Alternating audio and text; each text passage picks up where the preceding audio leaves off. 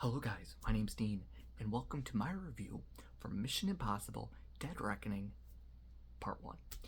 So this is going to be a non-spoiler review, and I just want to apologize for, hopefully the audio is fine. I've got some family sleeping, so I want to keep it down. Don't want to get too loud, but hopefully you can hear me fine. But this is a non-spoiler review for Mission Impossible, and I've now seen this movie twice, so I actually think I was going to make this review after the first, and then I was like, I kind of want to see this again, especially because of one plot point, one huge negative I have with this movie. So I was like, I'll watch it again, and I'll see how I feel on the second time. And I feel exactly the same after the second viewing. Really, for the most part, nothing changed.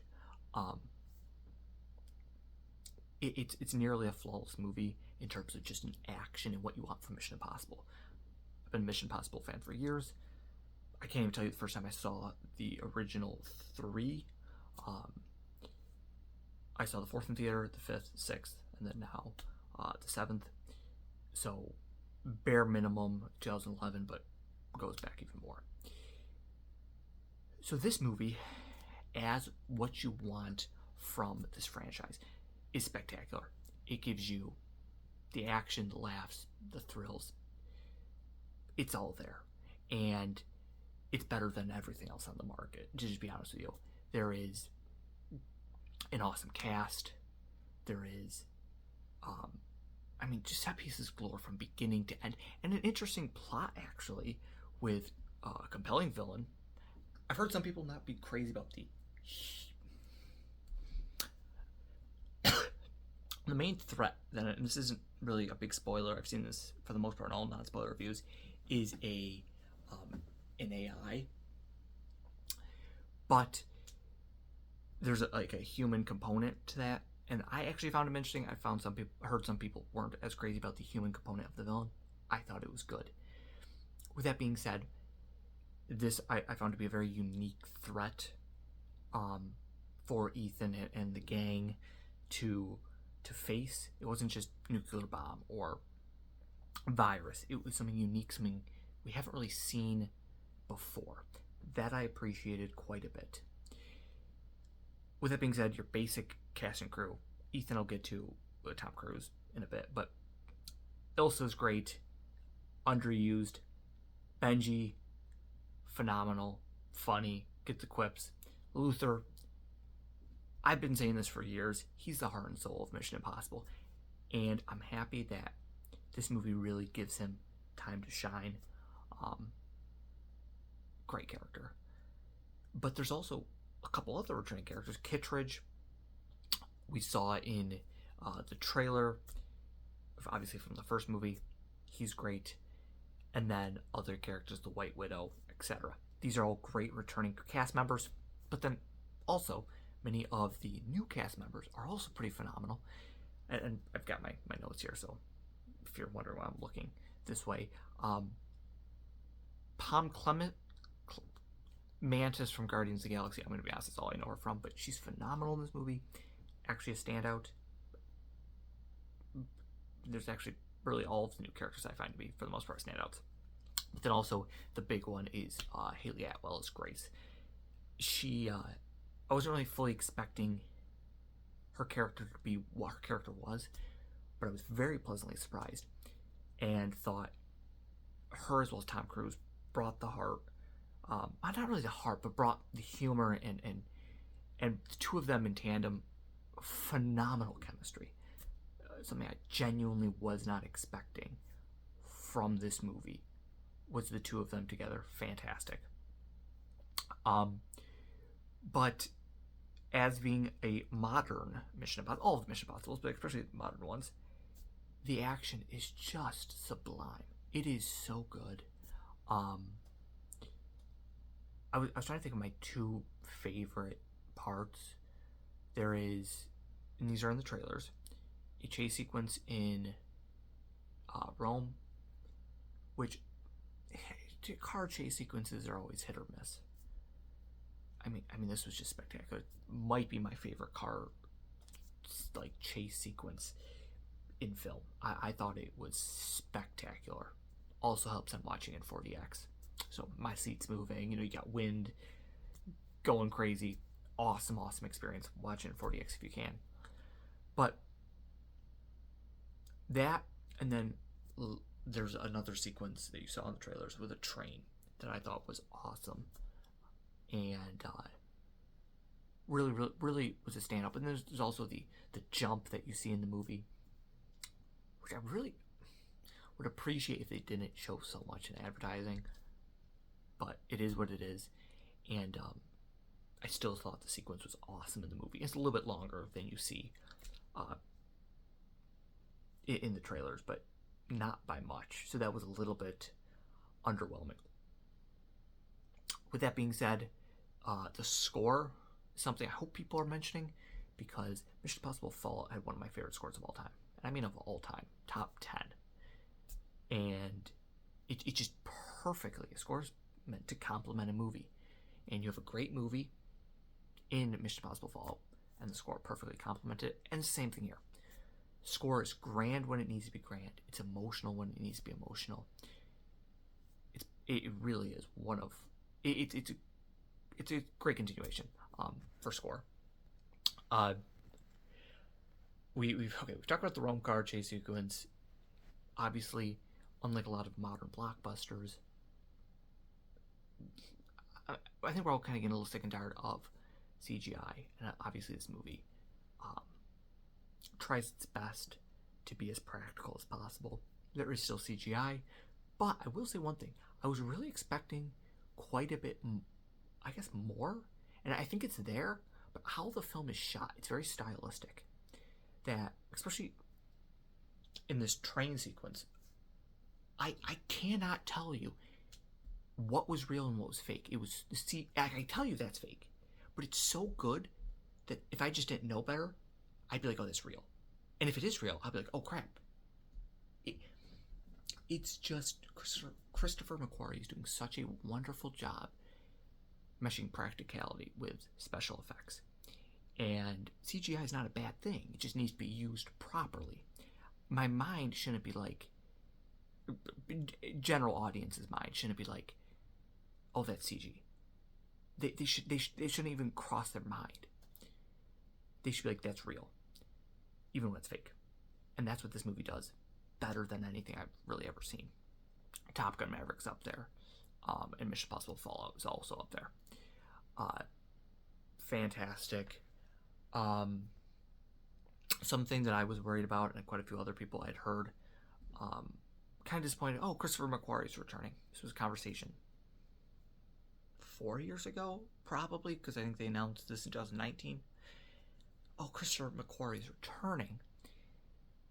And it's kind of disappointing, because the whole point of Mission Impossible is a new director each time. The first 5, you have a new director. And the thing that made the 6 unique was, oh, it's a returning director. But this movie proves why it needed to be McQuarrie. And also, I think it's also kind of unique because it's the first of a 2-parter for this franchise. I wouldn't want this to be the continuation for the franchise, always 2 parts. But that is, to me, the unique part is, it might be the same director, but we're always doing something unique. The first movie is spy espionage. The second movie is inspired by Hong Kong films. Third, you get this J.J. Abrams, very, at the time, modern action movie. The fourth movie, you get Brad Bird. He's got this sense of, he's animated Ratatouille, Incredibles. Just distinct every single time.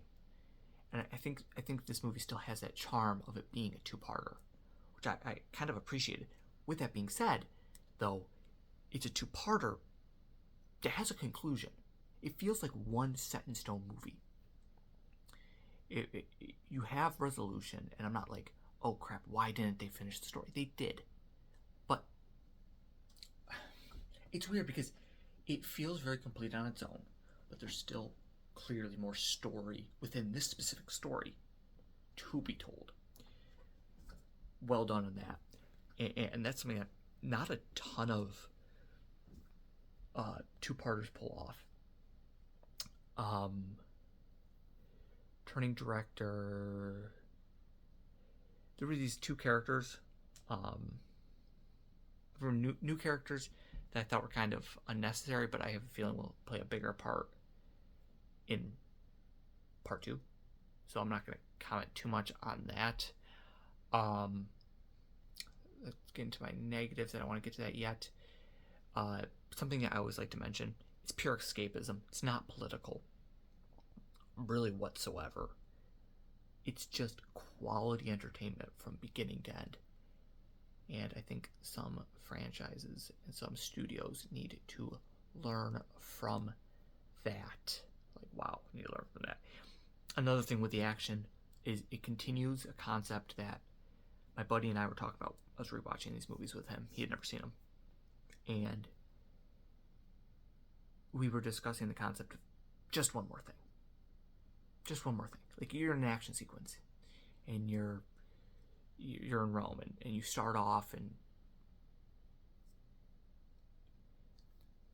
I want to be careful with what I say because I don't want to ruin an action sequence because it's really cool. But they're always just throwing that one more threat at you. And that goes for every action sequence. So it just keeps you on the edge of your seat of what's next.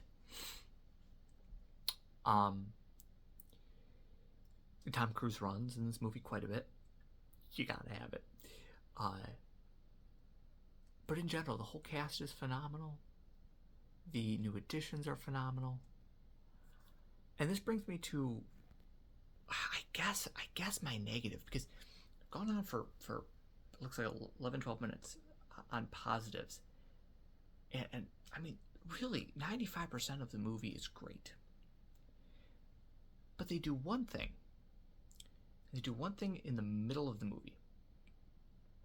And I'm just gonna say you watch the movie, you'll know exactly what I mean. It's a decision they make that has ramifications not just for this movie, but the past movies. And they really screwed it up, in my opinion. I don't disagree with the decision that was made, but the way the decision was handled. And they didn't do enough to earn it. And I'm really not a fan of this decision. And I left the movie, and I was talking with my mom because I went with her the first time, and we're talking, oh, this is so great, oh, this, that, this, and the rest. And there was just one thing that just kept hitting my head, and it's this one thing. The entire time. And really, throughout the entire second half of the movie. I mean, I had a smile on my face the whole movie, for the most part. But it was just, every time, I was like, oh man, I love that. I was like, but that happened. I really don't like that. So, this is one of these movies where it's spectacular, with a caveat. And, it's part 1 of 2. And I have an idea.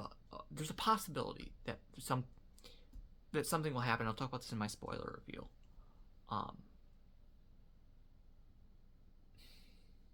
I really didn't like something that happens in the middle of this movie, and that's why I'm gonna give this kind of like a critic rating. I'm gonna give this a critic rating of 9. And my rationale is, I don't want to give this a critic rating, actually. I'm just going to give this my personal fun enjoyment level rating. And that's what I do here, is I do 2 ratings. I do critic and I do enjoyment level.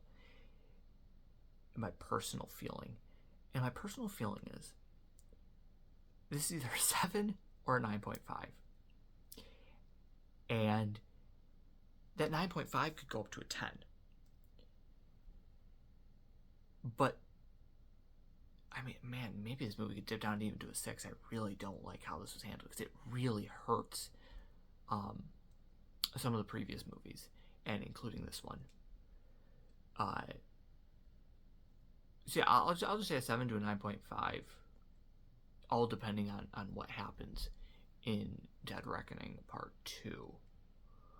Because they could repair this decision, but will they? It It's bizarre, and I know I'm talking in circles because I really don't even want to hint you in on what this is. But it just it bothered me quite a bit. I'll talk about it in the spoiler review. With that being said, again, action's great. Christopher McQuarrie, great. It feels like a complete story. Ethan's great. Ilsa's great. Benji, Luther, all of the cast and crew. But there's one thing, and if you've seen the movie, come to the spoiler review and we'll talk. Spoiler review. I'm gonna stop this now. 7 to 9.5. I'll get back to you once I've seen Dead Reckoning Part 2 in a year. But overall, this is one of those movies, especially if you don't care about the franchise in general, you have to see this movie. It helps to have seen the franchise. But it's fun. It's really, really fun. It's a good time with one exception. Alright guys, thank you for watching. Adios.